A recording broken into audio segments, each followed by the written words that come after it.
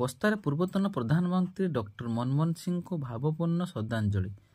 ଆଜି ବସ୍ତା ବ୍ଲକ ଅନ୍ତର୍ଗତ ଗାନ୍ଧୀଛକ ଗାନ୍ଧୀ ପ୍ରତିମୂର୍ତ୍ତି ସମ୍ମୁଖରେ ବସ୍ତା ବ୍ଲକ କଂଗ୍ରେସ ପକ୍ଷରୁ ଆୟୋଜିତ ପୂର୍ବତନ ପ୍ରଧାନମନ୍ତ୍ରୀ ଡକ୍ଟର ମନମୋହନ ସିଂଙ୍କୁ ଦଳମତ ନିର୍ବିଶେଷରେ ସାମ୍ବାଦିକ, ସମାଜସେବୀ, ଶିକ୍ଷକ, ବ୍ୟବସାୟୀ ସଂଘ, ଅଟୋ ଚାଳକ ସଂଘ ସମେତ ବିଭିନ୍ନ ସଂଗଠନ ପକ୍ଷରୁ ଭାବପୂର୍ଣ୍ଣ ଶ୍ରଦ୍ଧାଞ୍ଜଳି ଅର୍ପଣ କରାଯାଇଛି।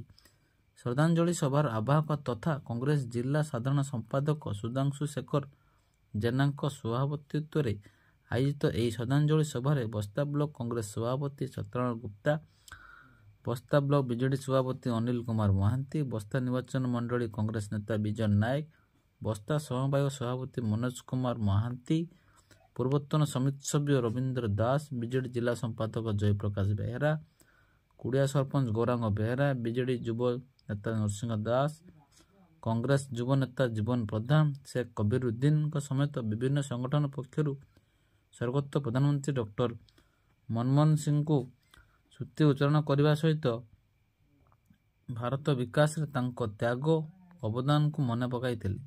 ଅନ୍ୟମାନଙ୍କ ମଧ୍ୟରେ ଉପେନ୍ଦ୍ର ମଣ୍ଡଳ, ସୁଶାନ୍ତ ଜେନା, ଅଭୟ ଲେଙ୍କା, ସୁଭାଷ ପ୍ରଧାନ, ମାୟାଧର ବେହେରା, ରବୀନ୍ଦ୍ର ଘୋଷ, ମାୟାଧର ପରିଡ଼ା ପ୍ରମୁଖ ଉପସ୍ଥିତ ଥିଲେ। ଶେଷରେ ଯୁବ କଂଗ୍ରେସ ପକ୍ଷରୁ ଧନ୍ୟବାଦ ଅର୍ପଣ କରାଯାଇଛି।